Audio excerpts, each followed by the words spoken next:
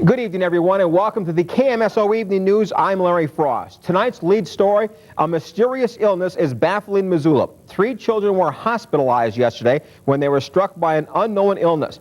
A press release from the hospital says that the children were displaying symptoms resembling the Ebola virus. The 3 children, Sally Hayes, Missy Buchanan, and Billy Sims, all showed similar symptoms, but none of the 3 had prior contact with each other. Before yesterday, they had never met. Now they are brought together by a strange and tragic set of circumstances. More to come later in the broadcast. Next up, sports. Summer, winter, spring, or fall. Summer, winter, spring, or fall. 5, 4, 3. No! You're about to enter a new era in television. Day in and day out.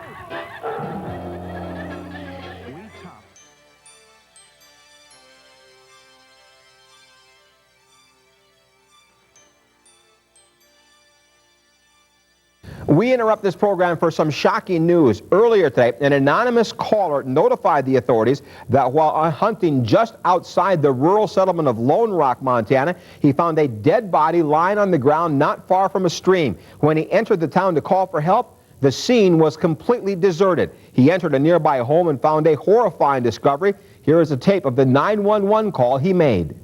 Oh my God, they're all dead. Everyone is dead. Lone Rock, everyone in Lone Rock is dead. Shortly after that call was made, the police arrived on the scene and confirmed the caller's message. We're going to join Tim Ricken on location in Lone Rock. Tim. Thanks, Larry. I'm here in Lone Rock, where the body count continues to rise. No one here is willing to guess what caused this tragedy.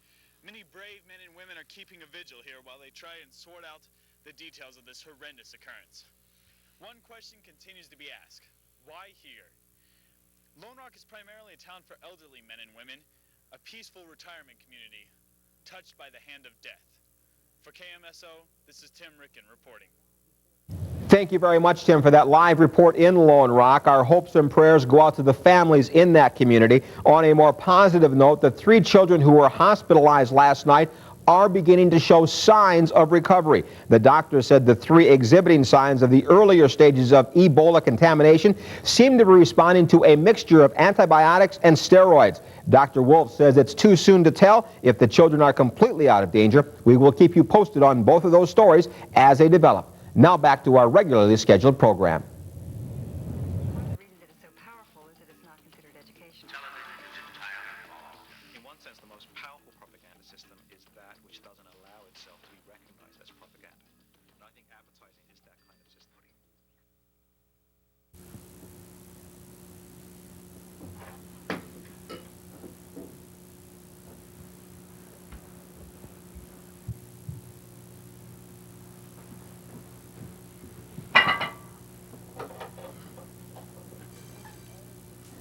A new twist on the already bizarre events surrounding the Lone Rock tragedy. Now to Janet Williams. She joins us live from St. Jude's Hospital for more on the new developments. Thanks, Larry. I'm standing here with Dr. Ann Mansfield in front of St. Jude's Hospital, which has been quarantined until more is known about how this deadly virus is spread. Dr. Mansfield is an expert on the Ebola virus and has some startling information linking the Lone Rock tragedy with the 3 children that had taken ill just a few days before. Dr. Mansfield? Yes, Janet. It seems that the virus that contaminated Lone Rock and infected the children are the same. This particular strain is a genetically engineered mutation of Ebola that seems to attack the immune system of its host at an accelerated rate. The virus transmits itself through direct contact with someone infected, possibly through contaminated water. It seems the older one is in years, the harder it is for them to fight off the infection. The age group most at risk is between the ages of 40 and 80. Between the ages of 20 and 40 are also at risk, but it seems that under that, the virus is manageable, although at this point it is uncertain. Have you any recommendations for the viewing public? Yes, if you are in any one of the at-risk age groups, it is important for you to drink only bottled water and stay away from potentially hazardous water sources. Please call St. Jude's if you develop a sudden fever, intense vomiting, or bleeding from the nose or mouth. It's important for any infected person to get to the hospital immediately.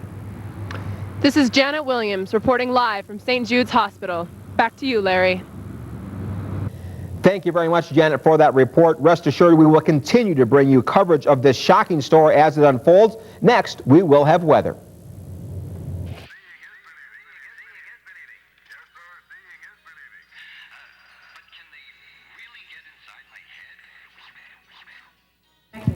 We're now here at Big Sky High School, and we're going to ask some students what they think about this epidemic. So what do you think about this dilemma? Oh, well, I think it's totally cool and all. You know, it's kind of a drag that all those people are dying. Yeah, but, you know, at least I get to hit the ball all day. What about your parents? Aren't you worried about them? Whoa. I've never really thought about that. They're pretty old, too. Do you think they'll get sick? All right. Dopio. Excuse me, what are you most worried about with the new Lone Rock virus? Well, it's really bad timing and I'll canceling school because I have SATs to study for, and that's the most important test of my life. But it'd be really bad if my family got this. You don't think they're going to get sick or anything? Oh. So what do you think about this epidemic? Oh, well, I hope they don't cancel practice with the big game and everything.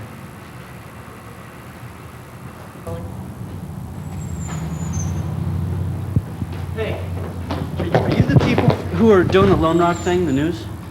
Hey, this is like really inhumane what you guys are doing. I mean, this is real people we're talking about here. I mean, sure you guys have to cover the news and everything, but you guys are just going too far. This is real life. It's not a made-for-TV movie. Yeah, really. Can we turn off?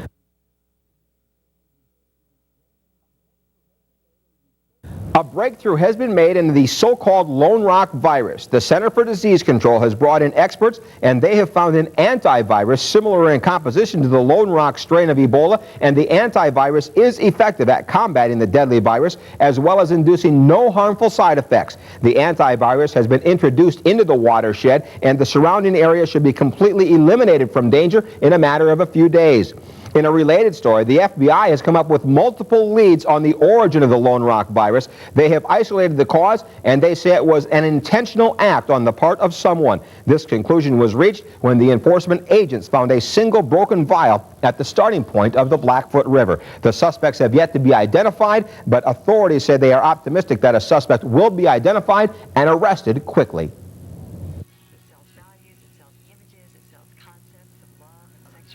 We have just gotten word.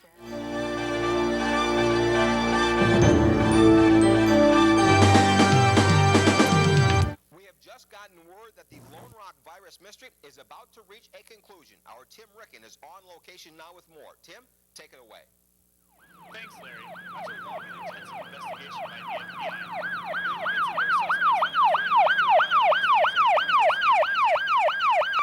finding the student that matched their profile, the police are ready to apprehend their primary suspect. We're reporting live here to observe that apprehension.